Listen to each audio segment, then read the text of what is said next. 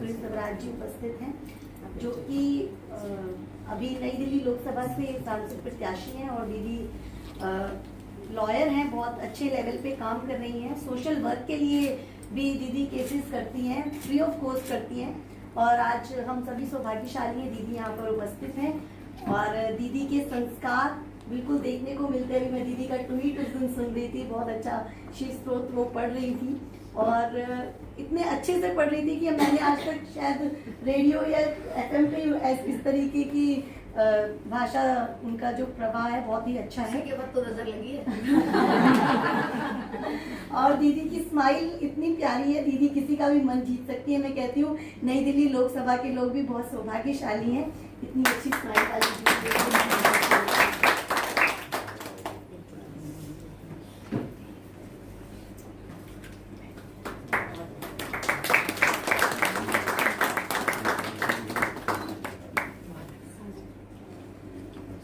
अब मैं चाहूंगी बांसुरी जी दो चीज बिल्कुल। हाँ आपको यही स्टाइल माफ करिएगा, आज आगे तक चलकर नहीं आ रही क्योंकि चढ़ रही हूँ आजकल। नहीं लकीली, लेकिन आज ईश्वर की कृपा से और आप सबके आशीर्वाद से होपफुली आज रात तक नहीं तो कल सुबह तक पट्टी हट जाएगी। तो मैं मेरी जो अभी हालत हो रखी थी, और संजय बताओ युद्ध भूमि में आज क्या हुआ। तो शुक्राचार्य से वापस शायद बांसुरी स्वराज बन जाओ। मेरी मार्गदर्शक, मैं कहूंगी मेरे लिए प्रेरणा की स्रोत ही नहीं, मेरे लिए हिम्मत का सार हमारी बड़ी माता मेरी बड़ी बहन, जिनके साथ मेरा लाड का ही नहीं बल्कि जिद का रिश्ता है, ऐसी शोभा दीदी। और प्रयास को वाकई सशक्तता से कर्म में उभारने वाली ऐसी कर्म योगिनी परी की संस्थापक हमारी योगिता दी। हम लोग पहले भी मिले हैं दीदी, आपका आशीर्वाद मुझे मिला है। I'm seeing a lot of familiar faces. I can see my family members here as well. देखिए, of course we met. Yes, we met. देखिए, यहाँ मैं आज प्रत्याशी की भूमिका में नहीं आई हूँ, मैं यहाँ एक महिला की भूमिका में आई हूँ, मैं यहाँ एक वकील की भूमिका में आई हूँ। संघर्ष का नाम ही जीवन है। मैं झूठ नहीं बोलूंगी कि 2019 6 अगस्त को जब कृष्ण माँ को चुरा कर ली तो मेरे लिए स्वयं के लिए बहुत ही ज्यादा दुखद और एक ऐसी क्षति का क्षण था जहाँ एकदम 1 मिनट के लिए लगा जैसे पूरे के पूरे जिंदगी में अंधकार आ गया है। लेकिन फिर यहाँ बैठी 2 शख्सियत हैं जिन्होंने न केवल मेरा हाथ थामा, लेकिन उनकी छोटी छोटी बातें हैं जिन्होंने, मैं आपको कहूंगी, मेरे जीवन को प्रकाशित कर दिया।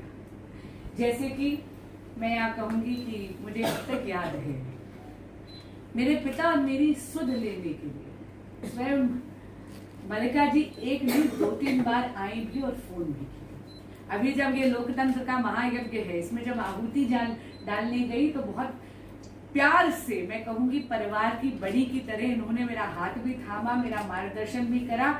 और यदि आप अनुमति दे तो बता सकती हूँ, मुझे आशीर्वाद के रूप में जैसे माँ बेटी को देती है ऐसी 2 साड़ियाँ भी मिली। तो मेरे लिए साड़ियाँ नहीं, वो मेरे लिए कवच है। और मैं आपको सच में छोटे छोटे जेस्चर्स। अब बात करती हूँ शोभा दीदी, मतलब मैं आपको सच बता दी हूँ, इनके साथ तो वो रिश्ता था जहां पर मैंने फोन कॉल पे और बैठकर कॉफी पे वो दुख बांटा। मैं ये बात आपसे, इतनी व्यक्तिगत बात आपसे क्यों कर रही, वो इसलिए क्योंकि हम महिलाओं को बचपन से आत्म मंथन की बहुत ज्यादा आदत है, हमें सिखाया जाता है। लेकिन हमें आत्म मंथन करके, जिसको आजकल अंग्रेजी में एक बहुत ही प्रचलित, बहुत fashionable tag of over thinking लगा दिया जाता है। ओवर थिंकिंग की बीमारी हमें नहीं है, that's just the way we been conditioned. हमें बोला जाता है अगर तुम सांस भी ले लो, तुम कुछ भी कर रहे हो, तो उससे पहले तुम्हें 4 लोगों के बारे में सोचना है। बड़े क्या सोचेंगे, पड़ोसी क्या सोचेंगे, दोस्त क्या सोचेंगे, ननिहाल वाले क्या सोचेंगे, दरिहाल वाले क्या सोचेंगे, क्या पहन रही हो, कैसे जा रही हो, कहाँ चल रही हो। ये जो हमारी बार बार एक कंडीशनिंग होती है, आत्म मंथन बहुत अच्छी बात है, लेकिन यदि आत्म मंथन आत्म चिंतन तक रहे तो बहुत अच्छी बात है। लेकिन जब ये फर्क पड़ जाए समाज क्या कहेगा, लोग क्या कहेंगे, तो वो बेड़ियां बन जाती हैं आपके चरणों में। और ये एक वकील के तौर पर मैंने बहुत ज्यादा देखा है। एक वाकया आपको बताऊंगी। आज वो महिला मेरी बहुत ज्यादा अच्छी दोस्त है, बहुत संभ्रांत परिवार, क्योंकि ये एक मिसकंसेप्शन है कि domestic violence is a problem of the lower strata. It is not, it is not. ये पढ़े लिखों की समस्या। बहुत ही ज्यादा सशक्त महिला, आर्थिक रूप से भी, पढ़ाई के तौर पर भी, सामाजिक तौर पर भी। मतलब यदि आप देखेंगे तो आप कहेंगे अरे she has no problems in her life. इतनी बुरी दुर्दशा थी कि उनके पति, जो खुद एक मल्टीनेशनल कंपनी में बहुत बड़े स्थान पे थे, इंतजार करते थे कि बेटा शाम को जाए खेलने के लिए 4 बजे, और पीटने का आयाम ये कि बाल पकड़कर दीवार में सिर फोड़ दिया। ये बात मैं आपको इसलिए बता रही हूं ताकि आपकी आत्मा झकझोड़े। आप this is the level of violence. लेकिन वायलेंस यहां रुकी नहीं। उन्होंने किसी तरह हिम्मत कर और डिवोर्स का केस डाला, डोमेस्टिक वायलेंस का केस डाला। पति ने एक महिला वकील को इंगेज करा। महिला वकील मेरी मुवक्किल को आकर थ्रेटन करती थी कि तेरा कुछ नहीं होगा, तेरे को एक पाई भी नहीं मिलेगी। किसी के रेफरेंस से वो मेरे पास आई। मैंने मार पिटाई के, डोमेस्टिक वायलेंस के केसेस बहुत ज्यादा देखे, लेकिन जब मैंने ये देखा कि मेरी ही बिरादरी की, और वो भी एक महिला वकील ने एथिक्स का बलिदान देकर और ये करने का प्रयास करा, तो मैंने कहा मैं आपका केस मुफ्त में करूंगी। मैं आपको सच बताती हूँ, हमने नाको चने चबवा दिए और आज वो महिला अपना जीवन खुली हवा में जी रही है। लेकिन ये मैं आपको इसलिए कह रही हूं, एक महिला है, लेकिन और मैं एक इंडिविजुअल। लेकिन यहाँ पर जब संपूर्ण और परी जैसी संस्थाएं आती हैं, जब आप जैसा सशक्त और प्रबुद्ध वर्ग समाज का आता है, तो मैं जानती हूँ कि वो गुड एम्पलीफाई हो सकता है, वो 1 की 1000 हो सकती है। तो इसीलिए देखिए, इस देश ने महिला सशक्तिकरण में बहुत बहुत करा है, खास करके 1 दशक। हमारे यशस्वी प्रधानमंत्री श्री नरेंद्र मोदी जी महिला सशक्तिकरण की केवल बात नहीं करते, लेकिन महिलाओं के नेतृत्व में राष्ट्र के सशक्तिकरण की बात करते। मैम ने स्टार्टअप की बात करी। मैम बिल्कुल, भारत आज के दिन वैश्विक पटल पर स्टार्टअप इकोनॉमी में we are the 3rd largest startup economy in the world. ये छोटी बात नहीं है, ये बिल्कुल छोटी बात है। स्टैंड अप इंडिया में 84% loans have actually gone to women.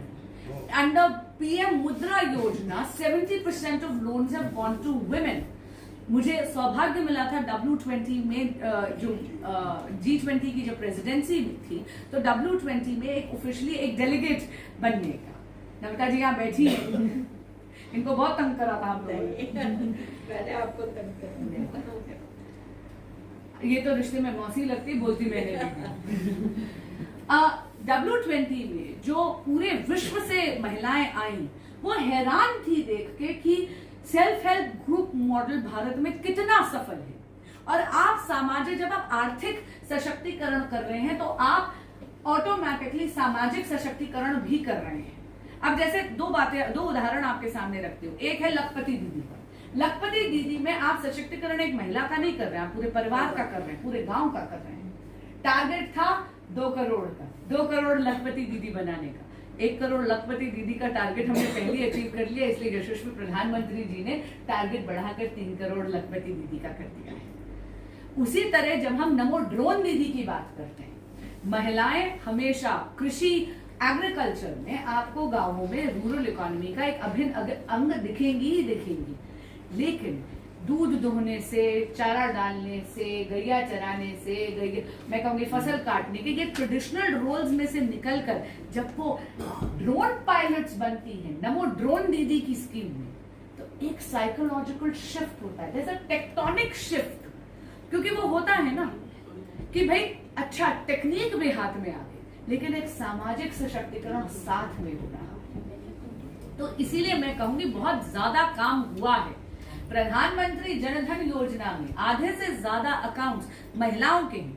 हम सब जानते हैं कि हम सबको बचत करना हमारी नानी दादी माताओं ने सिखाई।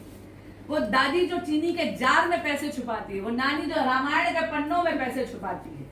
गर्मी की छुट्टियों में नानी के चुराए वो पैसों से कुल्फी फलूदा खाने की मिठास अलग है। मैंने तो बहुत खाई है। आपकी हंसी से पता चल रहा है आपने भी खाई है ना। कितनों ने खाई है, हाथ उठाइए, है ना। 4 जून के बाद दोबारा खाई।